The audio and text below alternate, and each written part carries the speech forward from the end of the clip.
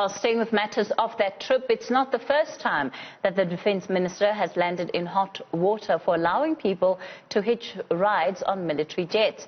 In 2015, it was reported that Mapisa-Nqakula smuggled a woman who was in a relationship with her late son into the country. Well, to discuss some of the lessons learned between then and now, we're joined by the Defence Department Communications Head, Siphiwe Dlamini. Siphiwe, good evening and thank you so much for your time. Firstly, why did the minister use the military jet to transport the ANC delegation?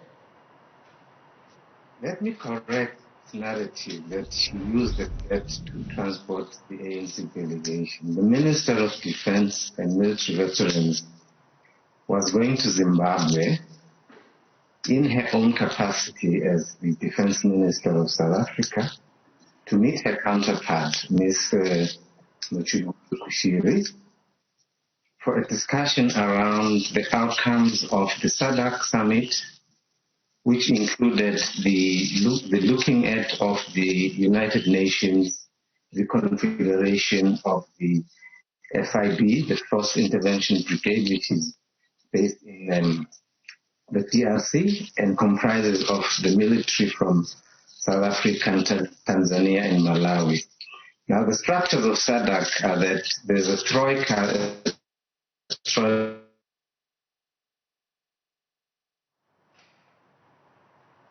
meaning there's the chairperson of the defense institution with a counterpart needed to put together a position of what is the position of the region in terms of the configuration of Force Intervention Brigade.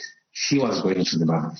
Siphiwe, the fact that she already had business in Zimbabwe does not take away from what is being contested here, which is that she took her ANC officials with her on that trip. They were never necessarily supposed to be part of that business, I'm assuming, with SADC. So why were they on the jet with her while she was on official duty? We are not contesting that we took the ANC delegation, who, by the way, had gone to Zimbabwe to discuss with their counterparts in that country's party of the political situation in that country, which has a direct impact on South Africa. And therefore, that matter that they had gone there for was not a party-to-party discussion about what parties should do, where they should. Siphiwe, but that's purely semantics. If we go back to the briefing that was held by the ANC NEC about 2 weeks back, it was said by President Cyril Ramaphosa that the level of negotiations between Zimbabwe and South Africa was now going to take place on a party-to-party level. So when we confuse the issues, it doesn't help the conversation. It was the president who said they were no longer going to be sending the envoy, because the initial envoy, of course, that was sent by the president in his capacity as president came back with very little result to show for their trip. So these were party-to-party negotiations. And again, I'm going to ask, why was the ANC delegation on that military jet? These were party-to-party discussions about the future of Zimbabwe as a nation and the future of the region as a region, and the impact that this political situation that is prevailing in Zimbabwe has an impact on South Africa. And therefore, that discussion was going to take place not about the party, but about what should be done to resolve issues that are affecting South Africa as a country. We're not denying the fact that the basic question that I'm asking is why were they on the jet?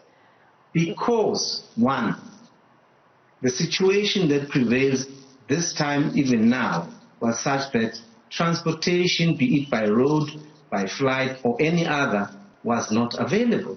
And these members of the ruling party were going to discuss what I would term as issues of national interest to our country. Because you and myself are aware of the impact the situation in Zimbabwe has had on South Africa. But that's not what's being questioned here, Siphiwe. Nobody's questioning the need for these talks to even have taken place. What is being asked is, why was the delegation using the military jet that had already had official business in Zimbabwe, where you've told us the minister was already scheduled to be in Zimbabwe? But why was the ANC delegation on that flight? I have just pointed out the times we are living in. No transport on the ground, no transport on the air, due to the prevailing circumstances and the situation we find ourselves. After all, the minister is going to Zimbabwe, and the ruling party's delegation is going to discuss issues of national interest that are affecting South Africa. So effectively, from a departmental point of view, you don't see this as being a blurring of that party and state line, or even an abuse of state resources by members of the ANC? Let me put it this way to you.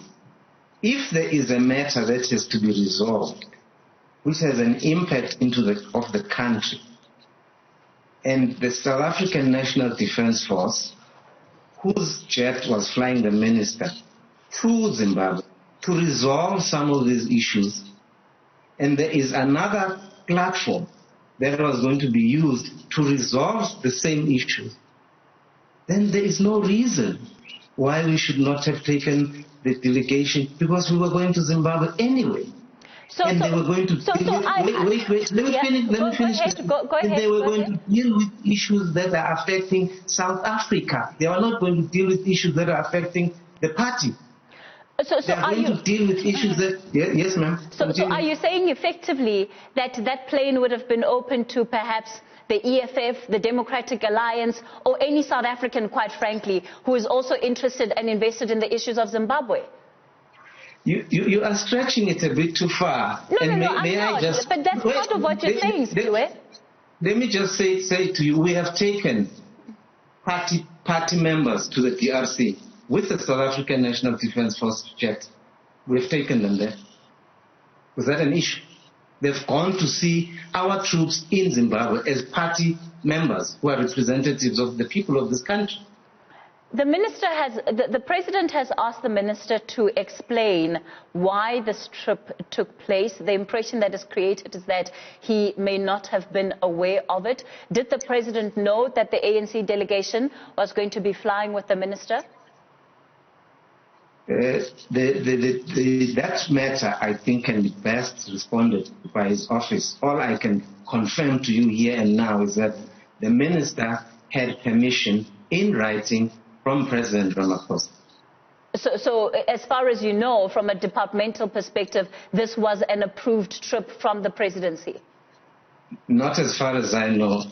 Not as far as there is a letter to that effect. It is an approved trip, and the minister would not have gone out of this country before the president approves her trip. So was the department surprised then by the writing from the president demanding an explanation, given that it's something that he very well, or his office very well, has approved? No. It is the president's prerogative to demand anything from his minister. Are there going to be any charges that are passed on to the ANC for that trip? I wouldn't be aware of that discussion. So basically, you are saying that this is standard practice within your department, if I'm understanding you, Siphiwe, because you're basically saying there's nothing irregular that has taken place here, and this is effectively how you do your jobs. No, I didn't say that. I explained the reasoning behind this, and the reasoning is precisely the team went there to discuss issues that are affecting this country, and you know about that. So was this trip unusual then? Is what has happened here unusual? Let me put it this way to you, Cathy. If the African National Congress delegation had gone to Zimbabwe to discuss how parties should survive, it's a different case from the delegation going to Zimbabwe to discuss issues of national interest to South Africa. But those issues of national interest, if you're going to insist on going there, The ANC delegation only met with the ZANU-PF officials despite the fact that they had received letters from the opposition and other members of civic society there who would have wanted to be part of the negotiations. It was the second trip that a delegation from this country has gone to Zimbabwe and met only with the leaders of that party and not included anybody else in that conversation. So even the credibility of those talks then comes under question. And certainly the impression that one gets from ZANU-PF is that these talks have in fact not necessarily led to any movement forward. In fact, the statements that came out of the ANC after that meeting sounded like a very toned down version of the real state of affairs in Zimbabwe right now. Let me correct you in one area. You will seem to be dragging me into what the ANC is saying, what the ZANU-PF is saying. That is not my area of competence. I'm giving you reasoning behind why we took the delegation to Zimbabwe. If you need to know more than what was discussed between the two parties, I think the Luthuli House headquarters is there to discuss that with you. Siphiwe, was this an abuse of state resources? In my view, no, because they had gone there to discuss a matter that is affecting South Africa. Was it a blurring of the party and state lines? In my view, no, because the matter that was being on the table was not a party-to-party matter. It was a matter that affects both countries, but was being discussed at party level. Might I add something here, Cathy? I have to go to break in literally 30 seconds. In Zimbabwe, the military is a factor, the party is a factor. You can discuss with government in Zimbabwe. If those two entities are not part of the discussion, forget it.